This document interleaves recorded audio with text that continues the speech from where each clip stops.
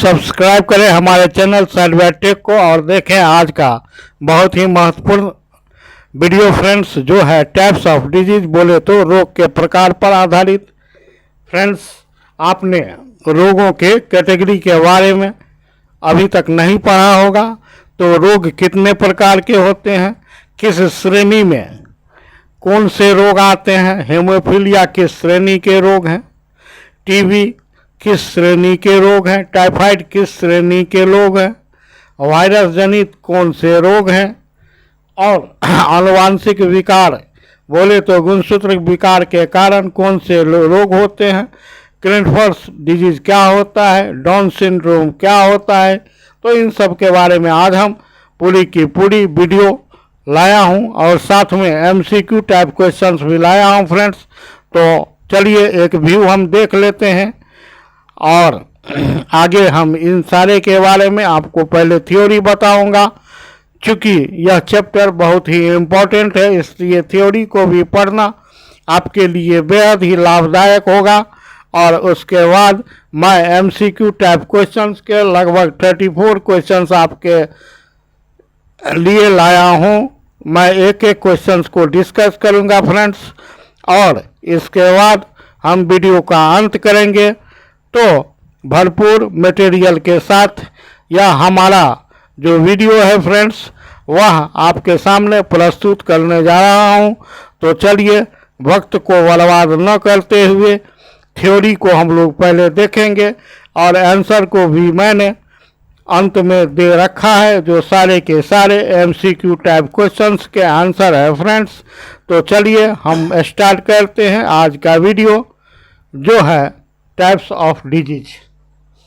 सबसे पहले हम लोग जानेंगे फ्रेंड्स कि डिजीज क्या होता है। हमारे शरीर में जो सामान्य स्थिति होती है उससे किसी भी प्रकार का विचलन बोले तो डिविएशन होना डिजीज कहलाता है। अर्थात हम अपने स्वस्थ जीवन में अगर असहजता, अनकम्फर्टेबिलिटी को महसूस करते हैं तो वह हमारे रोग के लक्षण हो सकते हैं, चाहे वह खांसी हो, चाहे वह जुकाम हो, चाहे वह बुखार हो, चाहे अंग में किसी भी प्रकार जो आंतरिक अंग है, हमारे हृदय है, फेफड़ा है, उसमें किसी भी प्रकार की जो स्थिति उत्पन्न होती है जिसके कारण हम असहज महसूस करते हैं, या जीवाणु के कारण हमारे शरीर में कई प्रकार के रोग होते हैं, और विषाणु के कारण कई प्रकार के घातक रोगों को हम लोगों को सामना करना पड़ता है, ये सारे रोग कहलाते हैं। तो रोग के प्रकार होते हैं फ्रेंड्स, टाइप्स ऑफ डिजीज होते हैं, जिसमें नंबर 1 है जन्मजात रोग, कंजेनिटल डिजीजेज। वह रोग जो जन्म से उपस्थित होता है फ्रेंड्स, मुख्य कारण इसका होता है आनुवांशिक, वंशानुगत त्रुटियां, पोषण की कमी आदि। जैसे इनमें शामिल है हेमोफीलिया, वर्णांधता। हेमोफीलिया की बात करें फ्रेंड्स, तो हेमोफीलिया एक आनुवांशिक विकार है जो आमतौर पर पुरुषों को होती है और औरतों द्वारा फैलती है फ्रेंड्स। अर्थात यह पुरुष से में आमतौर पर होती है, बट फैलती है औरतों के द्वारा। इसे आप याद रखेंगे। VBI question for your objective type of questions, बोले तो एमसीक्यू टाइप क्वेश्चंस। नेक्स्ट है हमारे फ्रेंड्स हेमोफीलिया, आनुवांशिक रोग है जिसमें शरीर के बाहर बहता हुआ रक्त जमता नहीं है। फ्रेंड्स, मैंने बताया था रक्त परिसंचरण तंत्र में, मैंने आपको बताया, क्या बताया, मैंने बताया आपसे कि जब हमारे शरीर में चोट लग जाती है या कटने की वजह से रक्त का रिसाव होता है, तो 3 से 4 मिनट के अंदर, मैक्सिमम 6 मिनट के अंदर हमारा रक्त का बहना बंद हो जाता है फ्रेंड्स। ऐसा क्यों होता है? तो फ्रेंड्स, रक्त का जमना एक स्वाभाविक प्रक्रिया है जिसमें विटामिन के की आवश्यकता होती है, जिसमें कैल्शियम तत्व की आवश्यकता होती है, जिसमें फाइब्रिनोजेन नामक प्रोटीन की आवश्यकता होती है, और साथ ही इसमें थ्रोम्बिन, प्रोथ्रोम्बिन प्रोटीन को बदलने वाला, थ्रोम्बिन भी आवश्यक होता है। इन सब बातों को आप याद कर लेंगे, मैंने पहले भी बताया फिर बता रहा हूँ। बट यह हीमोफीलिया एक आनुवंशिक रोग होता है जिसमें अगर शरीर से रक्त बहता है तो लगातार बहता रहता है और अंततः मृत्यु हो सकती है उस मनुष्य की जिसको यह रोग होता है। फ्रेंड्स, हेमोफीलिया को ब्लीडर रोग भी कहते हैं, ब्लीडर डिजीज भी कहते हैं। आगे हम बढ़ेंगे फ्रेंड्स और देखेंगे कि हेमोफीलिया को शाही बीमारी के नाम से जाना जाता है, बोले तो राजसी बीमारी के नाम से जाना जाता है। महारानी विक्टोरिया को एक और ख़ास वजह से भी जाना जाता था और वो है एक जानलेवा रोग। कहते हैं कि महारानी उस खतरनाक बीमारी की पहली शिकार थी और उसके बाद से उस रोग को रॉयल डिजीज यानी कि शाही बीमारी कहा जाने लगा। फ्रेंड्स, आपने शाही भोजन का नाम सुना होगा, शाही पनीर का नाम सुना होगा, शाही बिरयानी का नाम सुना होगा, लेकिन शायद जीवन में इस शाही बीमारी को भी आपने नहीं सुना होगा। तो आज सुन लीजिए, हेमोफीलिया को शाही बीमारी कहा जाने लगा। फ्रेंड्स, कब से? महारानी विक्टोरिया के इस बीमारी के द्वारा शिकार होने के बाद, और इसे ब्लीडर डिजीज भी कहते हैं, इसे लगातार रक्त बहने की बीमारी भी कहते हैं। वह बीमारी जिसमें रक्त जमता नहीं है शरीर के बाहर आने के बाद। आगे हम बढ़ते हैं फ्रेंड। रंग वर्णांधता, आपने नाम सुना नाइट ब्लाइंडनेस का, अर्थात रतौंधी का, अर्थात रात में साफ साफ नहीं दिखने का। वह होता है विटामिन ए की कमी के कारण। बट यहाँ हम डिस्कस कर रहे हैं फ्रेंड्स कि यह एक आनुवंशिक बीमारी होती है, बोले तो लिंग सहलग्न रोग होती है। इस रोग की वंशागति के द्वारा एक पीढ़ी से दूसरी पीढ़ी में जाता है। सामान्य तरीके से इस रोग में क्या होता है फ्रेंड्स, तो मूल रूप से आदमी दो रंगों की पहचान करते वक्त यह फर्क नहीं कर पाता है कि वह किस रंग को देख रहा है। बोले तो लाल रंग और हरे रंग में वह डिफरेंट नहीं कर पाता है। फ्रेंड्स, लाल और हरे रंग में भिन्नता को नहीं देख सकता। बोले तो रंग के प्रति वह अंधा होता है। बोले तो रंग वर्णांधता का शिकार होता है। बोले तो कलर ब्लाइंडनेस का शिकार होता है। आगे मैं बढ़ता हूँ। लाल और हरा रंग, कभी कभी नीला रंग के बीच अंतर नहीं कर पाना।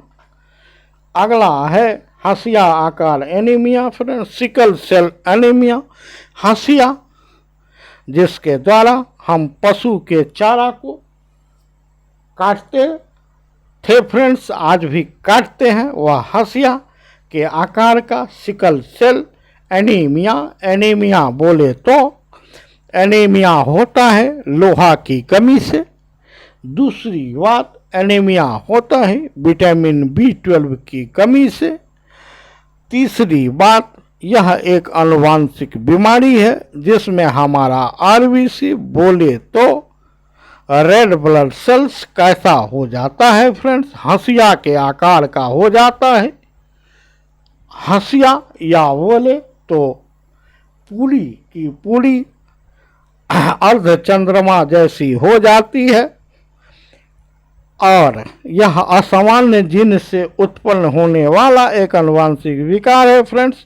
मैंने लिखा सामान्य लाल रक्त कोशिकाएं RBC उत्तल डिस्क के आकार की होती है और रक्त वाहिकाओं में आसानी से प्रभावित होती है, लेकिन सिकल सेल रोग में लाल रक्त कोशिकाओं का आकार अर्धचंद्र, हाफ मून, हंसिया जैसा, सिकिल जैसा हो जाता है और इसलिए इस रोग को हंसिया आकार एनीमिया कहते हैं। और इससे होने वाला रोग हमारे सांसों को प्रभावित करता है, रक्त के प्रवाह में बाधा डालता है, साथ ही साथ ऑक्सीजन के परिवहन को स्लो कर देता है। आगे बढ़ते हैं। उपार्जित रोग, टाइप्स ऑफ द डिजीज। पहला जन्मजात रोग, दूसरा उपार्जित रोग एक्वायर्ड डिजीजेज, अर्थात जो जन्मजात होते हैं जन्मजात रोग। इसमें किसी व्यक्ति की कोई गलती नहीं होती, बट जो रोग जन्म लेने के बाद होते हैं उपार्जित रोग कहलाते हैं, एक्वायर्ड डिजीज कहलाते हैं। ये दो प्रकार के होते हैं फ्रेंड्स। पहला होता है संक्रामक रोग या संसर्गी रोग और दूसरा होता है असंक्रामक रोग फ्रेंड्स। और असंक्रामक असंचरणीय रोग, पहला संचरणीय रोग कम्युनिकेबल डिजीज, दूसरा असंक्रामक असंचरणीय रोग नॉन कम्युनिकेबल डिजीजेज। कुछ महत्वपूर्ण डिजीज के बारे में हम यहाँ बात करने वाले हैं फ्रेंड्स। तो इसमें हम देखते हैं ये रोग किसी भी संक्रामक कर्मक जैसे जीवाणु विषाणु आदि के कारण होते हैं। बोले तो सूक्ष्म जीवों के द्वारा होने वाला रोग। एड्स, क्षय रोग, मलेरिया, कोविड, इन्फ्लुएंजा आदि पर हम यहाँ बात करेंगे फ्रेंड्स। एड्स की बात करते हैं। एड्स का पूरा नाम होता है, क्या होता है friends? Acquired immunodeficiency syndrome. Acquired immunodeficiency syndrome AIDS का पूरा नाम होता है। आगे हम बढ़ते हैं। पॉइंट में दे रखा है एड्स किसके द्वारा होता है, विषाणु के द्वारा होता है। HIV द्वारा होने वाला रोग है एड्स। दोनों के दोनों क्वेश्चन आपके बीपीएससी की प्री परीक्षाओं में पूर्व में पूछा जा चुका है। एड्स का फुल फॉर्म होता है एक्वायर्ड इम्यूनोडिफिशियंसी सिंड्रोम। एड्स होने का सबसे बड़ा कारण असुरक्षित यौन संबंध एवं HIV संकलित रक्त आधान। HIV संकलित रक्त आधान ब्लड ट्रांसफ्यूजन। बोले तो जब किसी व्यक्ति को आवश्यकता पड़ने पर किसी दूसरे व्यक्ति का रक्त दिया जाता है। अगर वह व्यक्ति एड्स से संक्रमित है तो रक्त लेने वाले को भी यह रोग हो सकता है। 100% इसकी संभावना रहती है। इसलिए ब्लड ट्रांसफ्यूजन के पहले रक्त देने वाले डोनर का रक्त की जांच की जाती है कि वह एड्स से पीड़ित है अथवा नहीं है।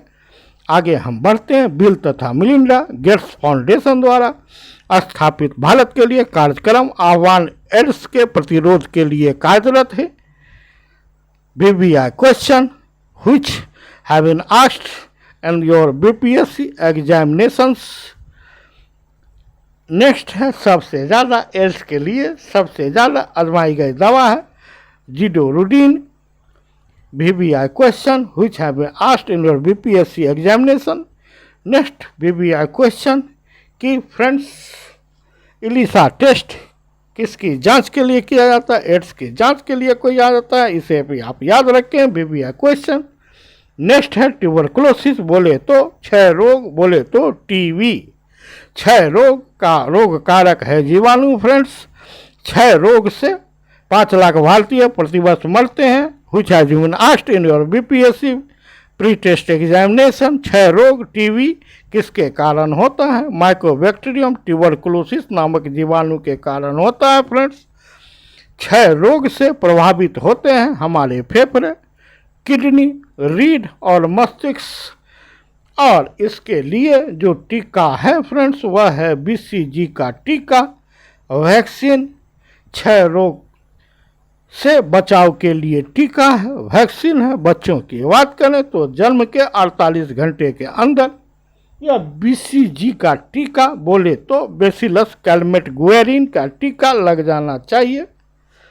यह भी क्वेश्चन आपको पूछा जाता है फ्रेंड्स। आगे हम बढ़ेंगे मलेरिया के बारे में। सब लोग जानते हैं मलेरिया एक बुखार है। किसके कारण होता है, कौन फैलाता है, दोनों बातों को याद रखेंगे। यह प्लाज्मोडियम परजीवी के कारण होता है। प्लाज्मोडियम परजीवी एक प्रोटोजोआ होता है। इसलिए अगर आपसे पूछे मलेरिया होता है प्रोटोजुआ के कारण, मलेरिया होता है प्लाज्मोडियम परजीवी के कारण, किसके द्वारा? एक स्वस्थ व्यक्ति से किसी दूसरे एक संक्रमित व्यक्ति से, मलेरिया बुखार वाले व्यक्ति से किसी स्वस्थ व्यक्ति में पहुंचता है तो मादा एनोफिलीज मच्छर के काटने से। फ्रेंड्स, मादा एनोफिलीज मच्छर इसको फैलाने वाले होते हैं, जो अगर किसी संक्रमित व्यक्ति का रक्त चूसते हैं तो इसकी एक अवस्था स्पोरोजोइट उस व्यक्ति के शरीर से निकाल कर पुनः दूसरे व्यक्ति को काटने पर स्वस्थ व्यक्ति के रक्त में पहुंचा दिया जाता है, जहां पर यह अपने जीवन चक्र को शुरू करता है। तो इसका जीवन चक्र, प्लाज्मोडियम का जीवन चक्र 2 पोषकों में पूरा होता है, एक है मनुष्य और दूसरा है मच्छर, मादा एनोफिलीज मच्छर। लोग कहते हैं मादा एनोफिलीज मच्छर मनुष्य का रक्त चूसते हैं और इस रोग को फैलाते हैं। पूछने पर किताबों में लिखा है कि मादा एनोफिलीज मच्छर को चूंकि अंडे देने के लिए मानव रक्त की आवश्यकता होती है, इसलिए वह मनुष्य को काटता है। बट मुझे तो लगता है कि नर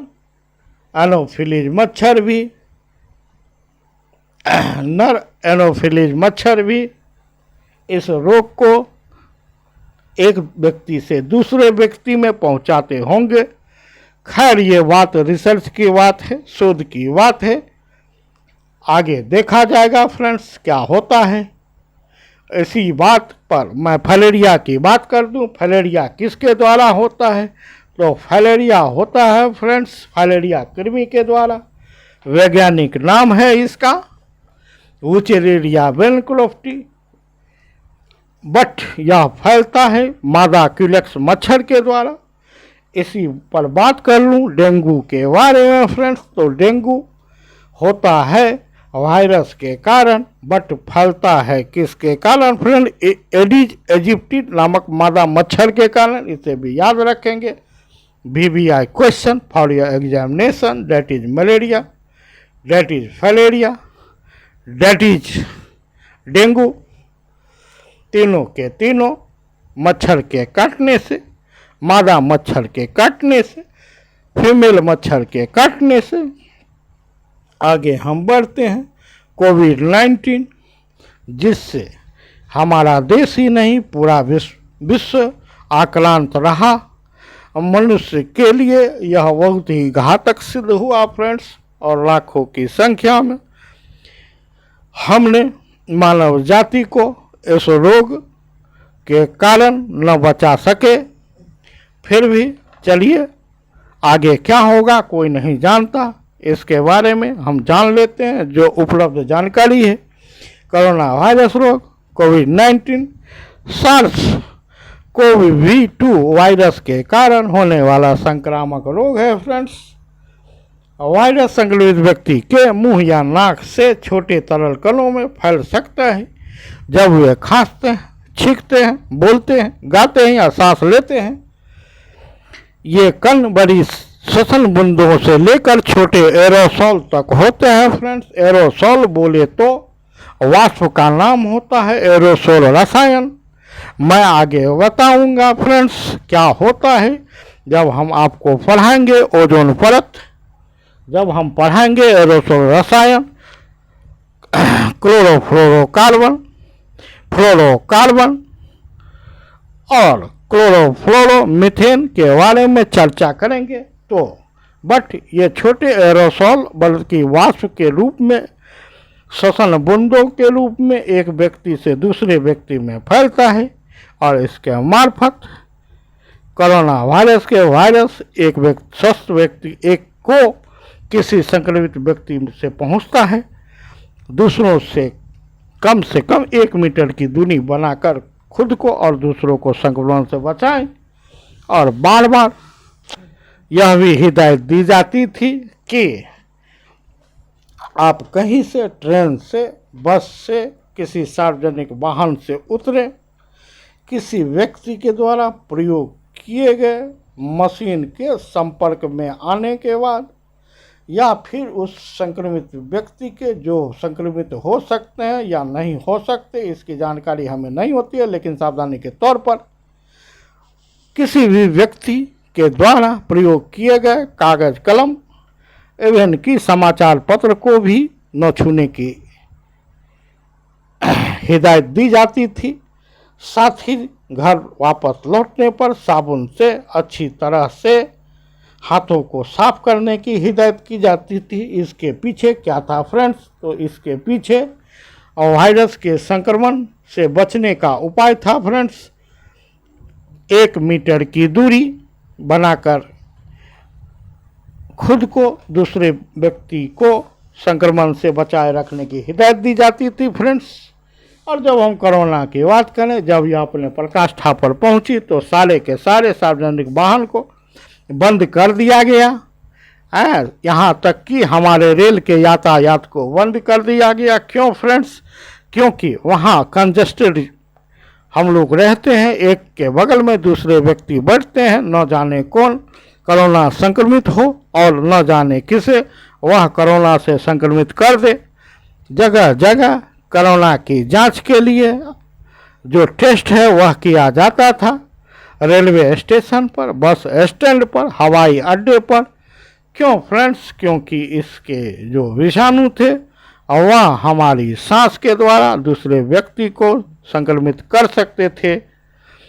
तो काफ़ी जद्दोजहद के बाद, काफ़ी प्रयास के बाद हमने इस पर नियंत्रण पाया। आगे क्या होता है, जो भी हो, तो हमें सावधानी अभी भी बरतनी चाहिए। आगे हम बढ़ते हैं। मैंने बताया विषाणु कैसे होते हैं। तो विषाणु न सजीव होते हैं न निर्जीव होते हैं, यह दोनों की सीमा रेखा पर होते हैं फ्रेंड्स। और ये कण होते हैं, यह पार्टिकल होते हैं। बट जब ये हमारे शरीर में प्रवेश करते हैं तो ये जीवित की भांति कार्य करते हैं। कोरोना वायरस की बात करें फ्रेंड्स, तो यह आरएनए प्लस प्रोटीन की बनी होती है। और फ्रेंड्स, इसके कई प्रकार के वर्जन आए, कई प्रकार के रूप में यह हमको मानव सभ्यता को चैलेंज करता रहा।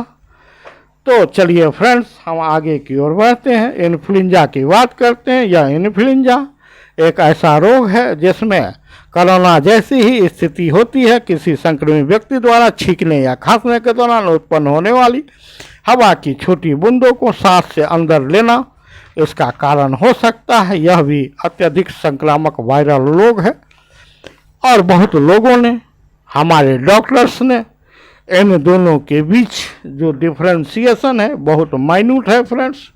इन्फ्लुएंजा के लक्षण, कोरोना वायरस के प्रारंभिक लक्षण दोनों मिलते जुलते थे। इनकी पहचान में इन्होंने गलती की और इसकी पहचान में हम लोग भी गलती कर दिए। होता था कोरोना, समझते थे इन्फ्लुएंजा, और काफ़ी हम लोगों को जान भी गंवानी पड़ी फ्रेंड्स।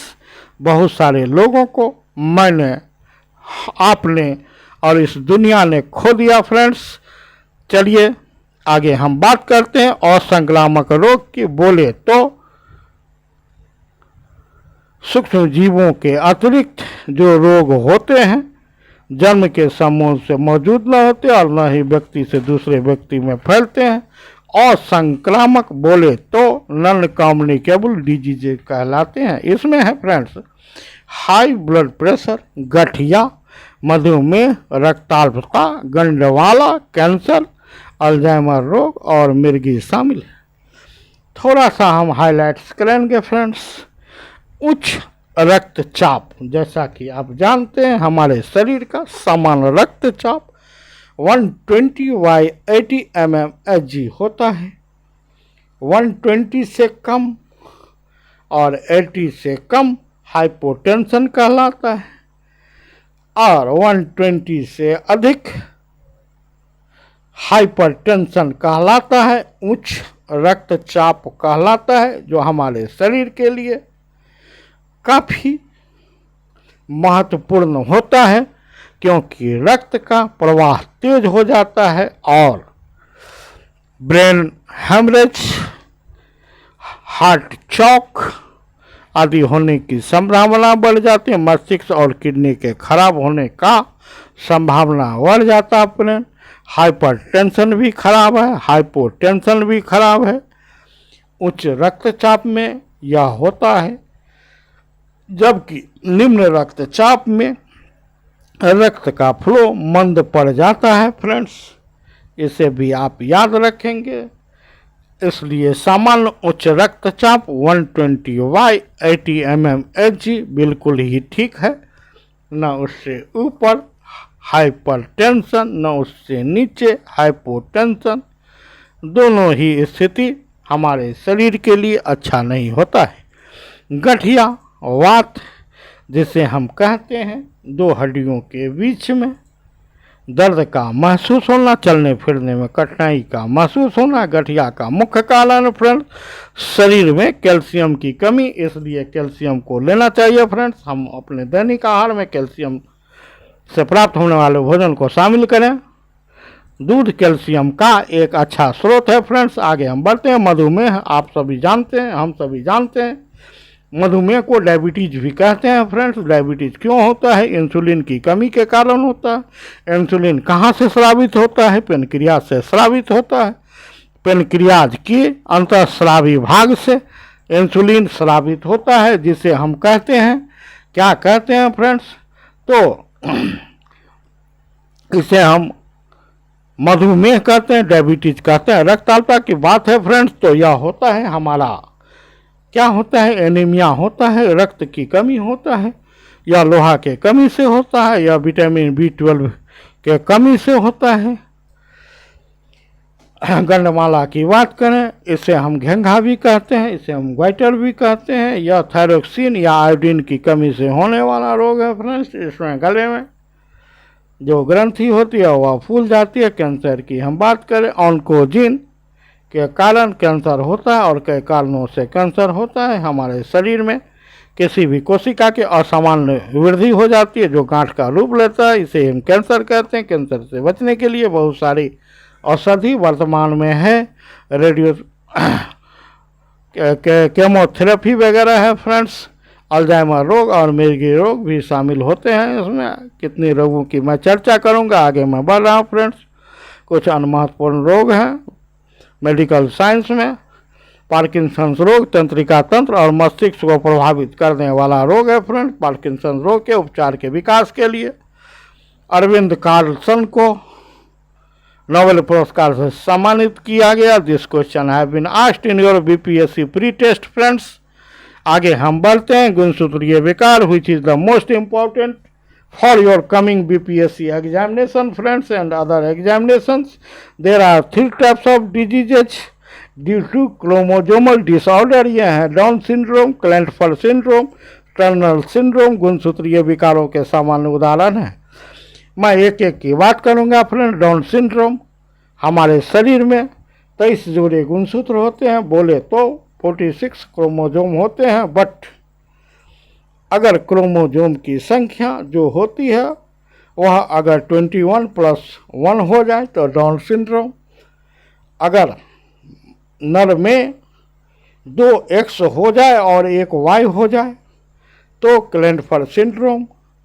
और अगर मादा में XXX हो जाए फ्रेंड्स तो इसे कहते हैं टर्नर सिंड्रोम।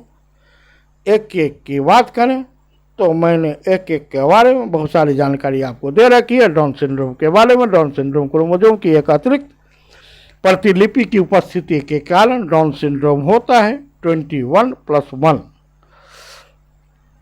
आगे हम बढ़ते हैं फ्रेंड्स। क्लेंटफर सिंड्रोम का कारण क्या है? तो वह होता है फ्रेंड्स, क्लेंटफर सिंड्रोम में XX+Y हो जाता है, अर्थात 47 नंबर ऑफ गुणसूत्र हो जाते हैं। या XXY का एक कैरियोटाइप होता है। आगे हम बढ़ेंगे फ्रेंड्स। टर्नर सिंड्रोम, X गुणसूत्रों में एक की अनुपस्थिति के कारण, अर्थात 45X0 in the case of the female Turner syndrome हो जाता है। आगे हम बढ़ेंगे friends. MCQ type questions VBI for examination point of view AIDS का पूर्ण रूप होता है friends option number question number 1 का option number C acquired immunodeficiency syndrome is the full form of AIDS जो कि वायरल डिजीज है फ्रेंड्स। क्वेश्चन नंबर 2 एड्स प्रसारित नहीं किया जा सकता है फ्रेंड्स तो आलिंगन के द्वारा। क्वेश्चन नंबर 2 का ऑप्शन नंबर बी यौन संपर्क सेक्सुअल कांटेक्ट स्तनपान कराना यौन संपर्क sexual contact is the basic cause for the AIDS. आगे हम बढ़ेंगे आलिंगन के द्वारा स्तनपान करने के द्वारा यह प्रसारित नहीं किया जा सकता।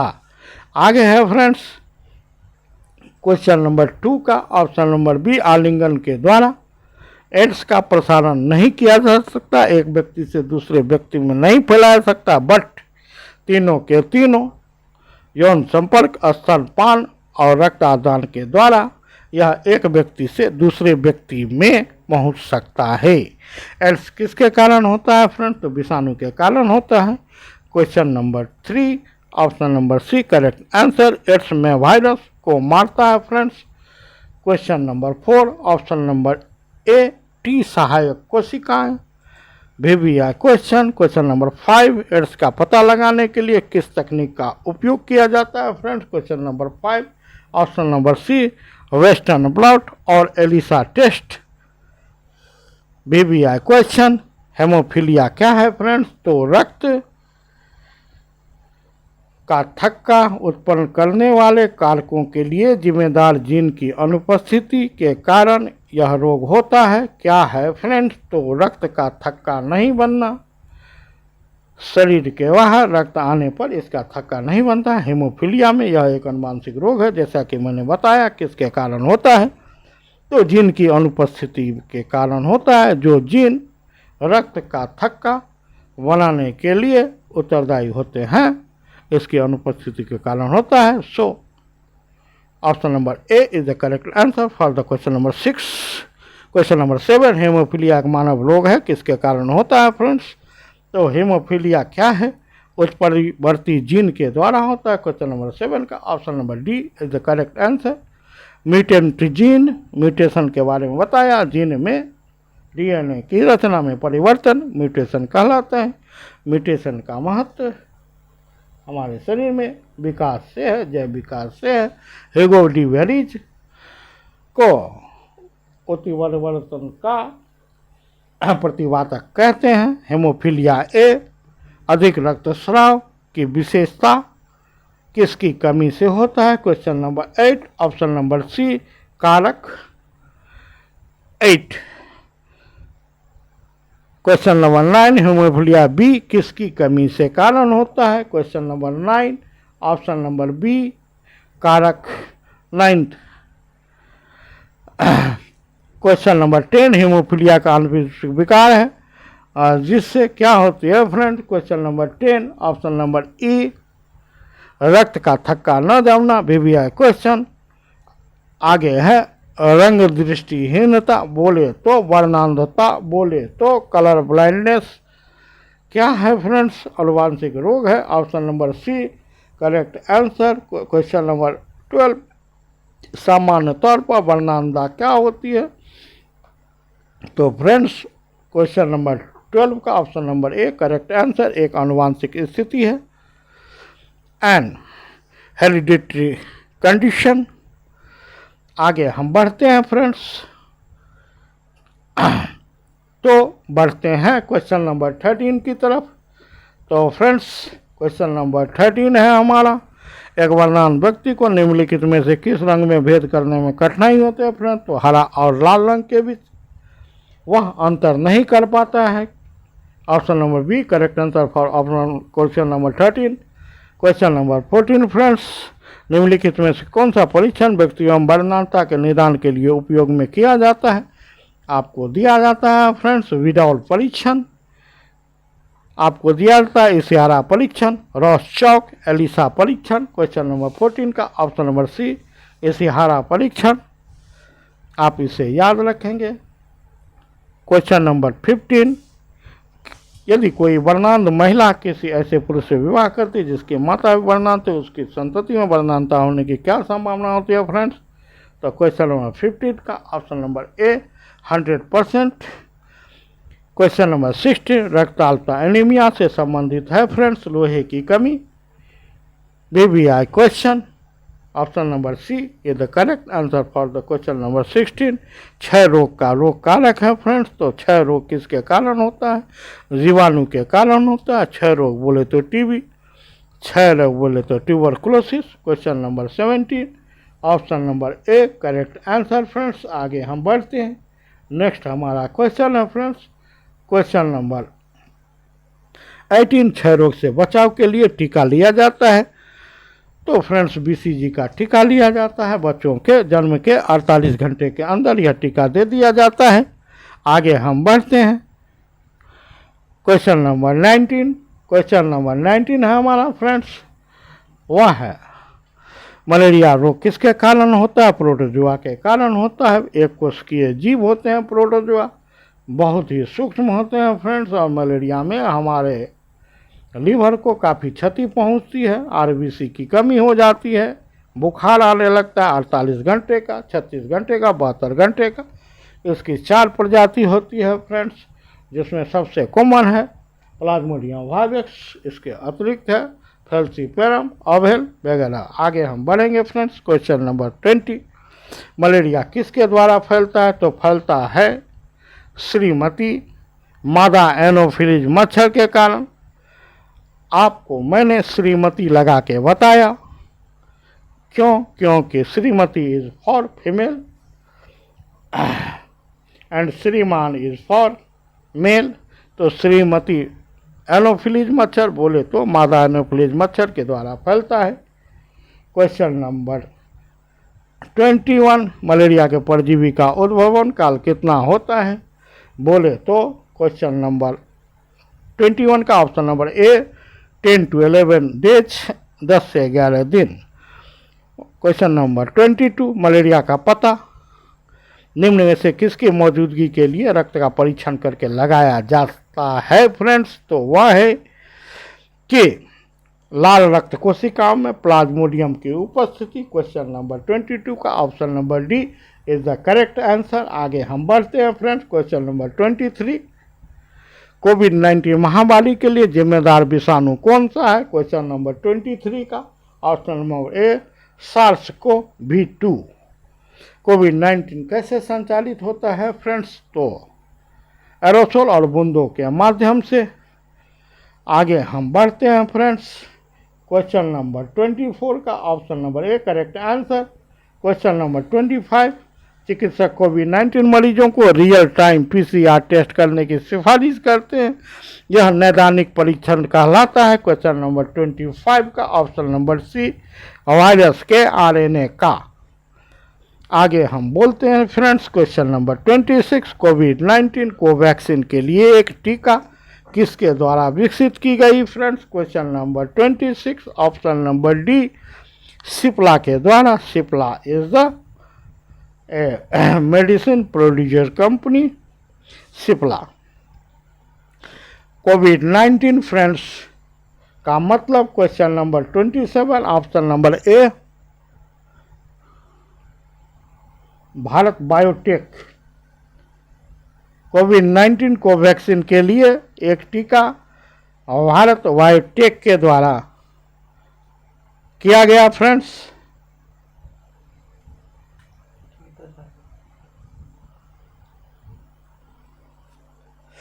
तो इसे आप करेक्ट करके पढ़ेंगे। आगे हम बोलते हैं फ्रेंड्स, क्वेश्चन नंबर 27, कोविड-19 का मतलब है क्या है फ्रेंड्स? तो कोविड-19 का मतलब है option number A corona virus disease of 2019 अर्थात 2019 की महामारी को कोविड-19 के नाम से जानते हैं।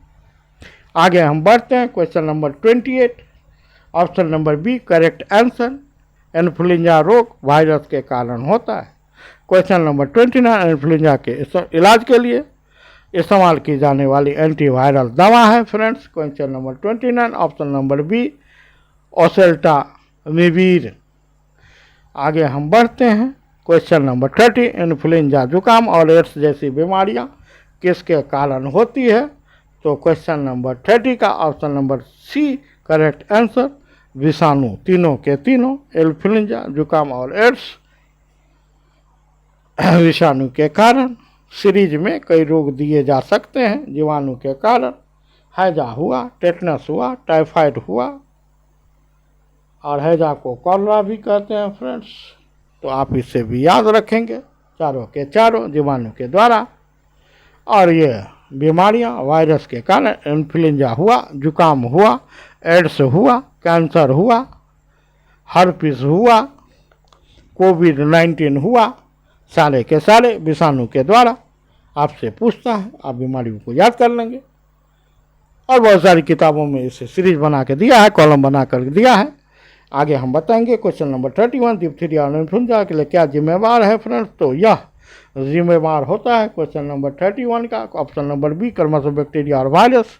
डिप्थीरिया किसके कारण? जीवाणु के कारण। इन्फ्लुएंजा किसके कारण? वायरस के कारण। हैजा किसके कारण? जीवाणु के कारण। हैजा किस टाइफाइड किसके कारण? जीवाणु के कारण। टेटनस किसके कारण? जीवाणु के कारण। तो अगर आप कारक को याद रखेंगे, जीवाणु के कारण होने वाले रोग, विषाणु के कारण होने वाले रोग, कवक के कारण गंजापन होता है तो कवक के कारण होने वाले रोग, प्रोटोजुआ के कारण होने वाले रोग, प्रोटोजुआ कौन? तो आप याद रखेंगे प्लाज्मोडियम के कारण मलेरिया, लिस्मीनिया डोनोवानी के द्वारा काला आजार, ट्रिप्नोसोमा गैम्बियंस के द्वारा निद्रा रोग, एंटोनिवा हिस्टोलाइटिका के कारण अमीबिया पेचिस। तो ये प्रोटोजुआ से होने वाले रोग हैं। कल मैं फिर लेकर आऊँगा। और आज क्वेश्चन का अंत कर रहा हूँ फ्रेंड्स। एमसीक्यू क्वेश्चन, पार्किंसन रोग मनुष्य के निम्नलिखित अंग में से किस अंग को प्रभावित करता है फ्रेंड्स? तो यह करता है आपको question number 32 option number B मस्तिष्क को। आगे बढ़ते हैं। पार्किंसन रोग की विशेषता है फ्रेंड्स। तो क्या विशेषता है? क्वेश्चन नंबर 33 का ऑप्शन नंबर डी गति अक्षमता, मांसपेशियों की कठोरता, स्पंदन।